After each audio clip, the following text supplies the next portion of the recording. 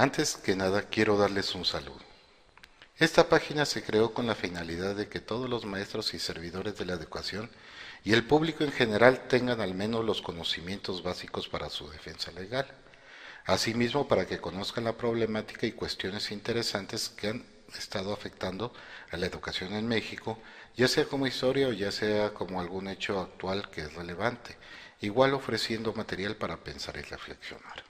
Este proyecto como página se encuentra en su primera etapa, en donde haremos uso de herramientas básicas de la tecnología. Sin embargo, se pretende que día a día mejoremos más y que lleguemos a un nivel tecnológico adecuado y debidamente actualizado. Además, los invitamos a que sean parte de esta página, dándonos a conocer sus inquietudes, sus necesidades y el apoyo que necesiten, que podamos interactuar de una manera eficiente. Todo lo realizado y visto en esta página se realiza del despacho de abogados, el cual dirige su servidor. Y empezando con esto, ponemos al público parte de la conferencia que se realizó en Huatusco, Veracruz, a invitación de los miembros del Consejo Estatal de Lucha Magisterial del Estado de Veracruz. A lo largo de algunos años, trabajando en juicios laborales, nos hemos dado cuenta de la problemática que se ha venido dando en materia laboral, especialmente enfocado a los servidores de la educación, los maestros, por lo cual se ha intitulado esta ponencia como Defensa Jurídica de los Trabajadores de la Educación y su problemática. Esta experiencia se ha obtenido por el trabajo que se ha realizado y se viene realizando con diferentes grupos de federaciones, sindicatos nacionales y de diversos sindicatos de los estados, y el trato directo con personas y de aquellas que han sido clientes de este despacho. En México el sistema legal es positivista, que hace que si algo no se encuentra regulado por las leyes no exista, legalmente hablando, por lo cual somos de estricto derecho. Esto da pie a dos principios esenciales. El primero es que la autoridad solo puede hacer lo que le señala la ley, que son las atribuciones o facultades tanto de las instituciones como de los servidores públicos.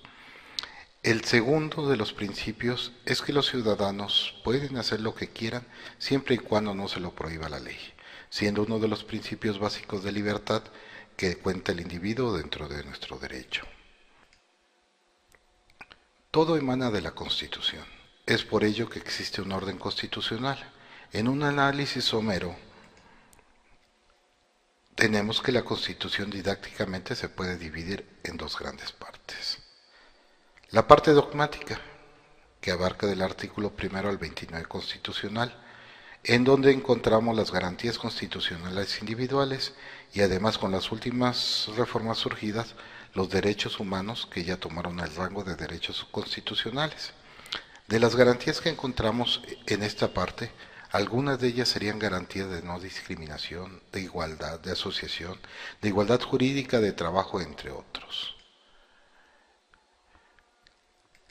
La parte orgánica, que abarca del artículo 30 hasta el último artículo de la Constitución, en él se encuentra la conformación del Estado o de la República, como la conocemos actualmente. La misma inicia con los ciudadanos, donde aquí igualmente que en las garantías constitucionales también existen derechos, pero se marcan también obligaciones. Como derechos tenemos de votar y ser votados, la nacionalidad, los derechos de cada nacional, y como obligaciones pagar impuestos y hacer el servicio militar para los hombres. Aquí se encuentran los aspectos de la soberanía nacional, la cual reside en el pueblo, y la forma de gobierno, los estados que forman parte de la República y la división de poderes como se conocen, ejecutivo, legislativo y judicial, sus competencias, facultades, atribuciones, en fin, todo lo que señala esta Constitución para el funcionamiento del país. Al igual aquí nace el municipio como base esencial o célula que crea el país, y la regulación de los estados con las propias facultades, otorgándoles la soberanía y la posibilidad de crear sus propias leyes. Y lo que más nos interesa, por el momento, el artículo 123, en donde se crea el trabajo y la previsión social. Ahí es donde se encuentran los derechos laborales de la Constitución. En el artículo 133 de la Constitución, que es la supremacía constitucional, dice que la Constitución, las leyes del Congreso de la Unión que emanen de ella y todos los tratados que estén de acuerdo con la Constitución, celebrados y que se celebren por el presidente de la República, con aprobación del Senado, será la ley de la suprema de toda la nación, por lo cual es nuestra ley primordial. Ahora bien, en nuestro interés está el artículo 123 de la Constitución, conocido como el artículo del trabajo. A partir de este surge la Ley Federal del Trabajo y las leyes que se le denominan burocráticas, como lo veremos antes. Como ya lo vimos,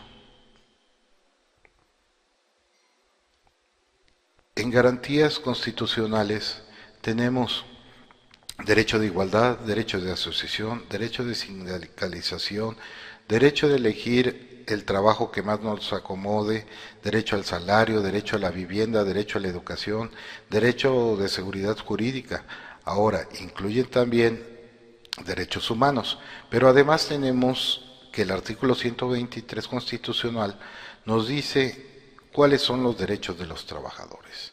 En ellos encontramos el salario, la jornada de trabajo, el aguinaldo, vacaciones, días de descanso, finiquitos, capacitación y adiestramiento, que debe de ser en lugares adecuados y pagado por la parte patronal, cuadro general de antigüedades y escalafón, otorgamiento de becas, no para el trabajador, sino para sus hijos con alto aprovechamiento, derechos laborales por maternidad y, en consecuencia, derechos de las madres trabajadoras, siendo estos los derechos mínimos que puede tener todo trabajador.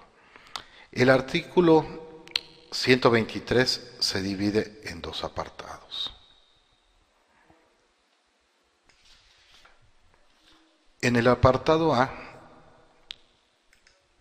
se refiere únicamente a los obreros, jornaleros, empleados domésticos, artesanos y de una manera muy general. Mientras tanto,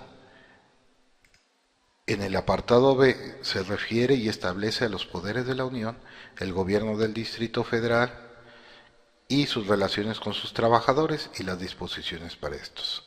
O sea, lo que denominamos trabajadores burocráticos y todos aquellos en el Estado que trabajan para el gobierno. Todo mundo, al ejercer el trabajo, establece un contrato laboral y el cual debe de contener los derechos mínimos ya explicados. Dichos contratos pueden ser de una manera individual o colectivos.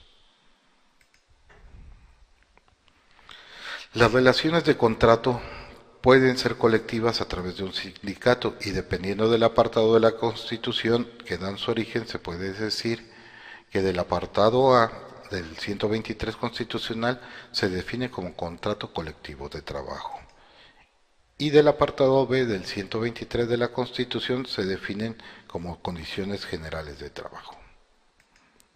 Dichas condiciones generales de trabajo se otorgan casi por lo regular cuando el sindicato sea mayoritario, que el sindicato esté debidamente registrado ante las autoridades correspondientes y se firman con la parte patronal, o sea, el que paga, y se depositan en el tribunal correspondiente. En su generalidad, en estas condiciones y teniendo relevancia que como derecho de los trabajadores pueden formar sindicatos, tanto de manera libre o como afiliarse a los ya existentes, pero de igual manera, de manera libre. Ahora bien, ya viendo lo anterior, sabiendo los derechos que tenemos, entonces vamos a ver dónde se pueden ejercer los mismos en la vía legal. Debido al Acuerdo Nacional de Modernización Educativa, firmado a principios de la década de los 90, los gobiernos estatales, en este caso las Secretarías de Educación de cada estado, sustituyen en sus relaciones jurídicas de los trabajadores a la Secretaría de Educación Pública, por lo cual los maestros que pertenecen al sistema de educación federal pasan a ser de los estados, por lo cual solo son competentes para conocer sus asuntos los tribunales de conciliación y arbitraje de cada estado o también denominados tribunales burocráticos. Sin embargo, el Acuerdo Nacional de Modernización Educativa En su parte donde señala la exclusividad de un sindicato, donde equivocadamente lo otorga como relaciones colectivas de trabajo, esta parte es contraria a derecho, a la Constitución y a los tratados internacionales.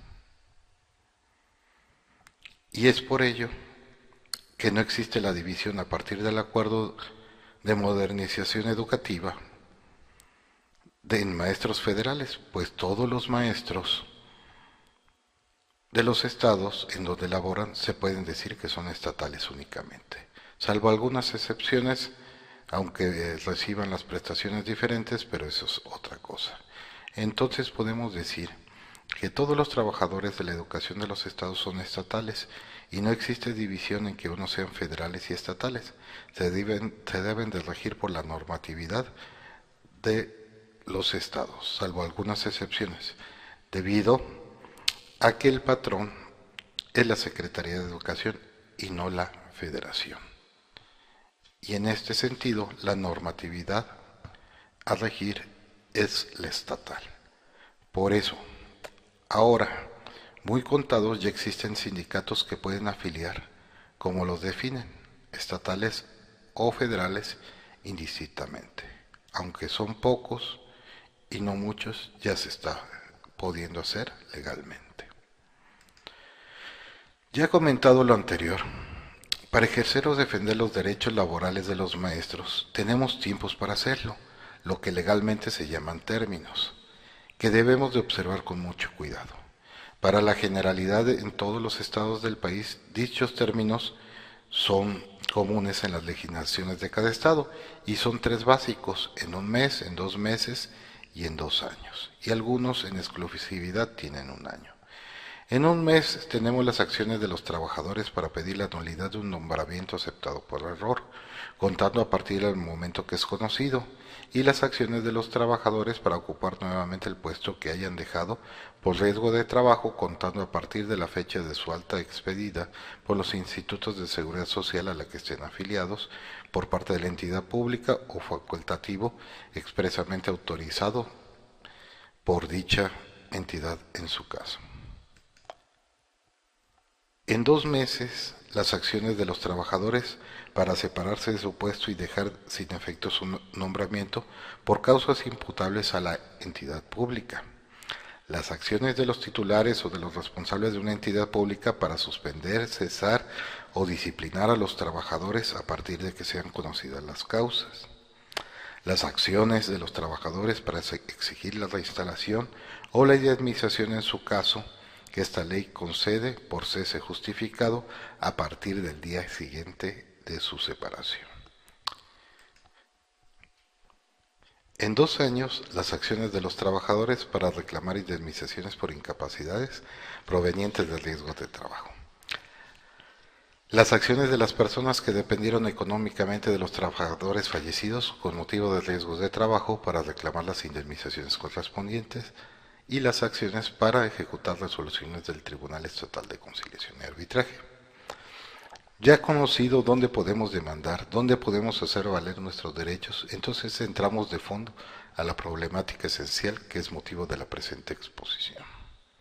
Ponemos como problemática la negociación, la falta de defensa de los trabajadores por su sindicato, la falta de conocimiento de derechos legales por parte de los trabajadores, la falta de asesoría legal adecuada por expertos o conocedores del derecho y de la materia, el miedo a defender sus derechos, y los funcionarios corruptos e ineptos, convenios de líderes sindicales, tribunales lentos, entre otros.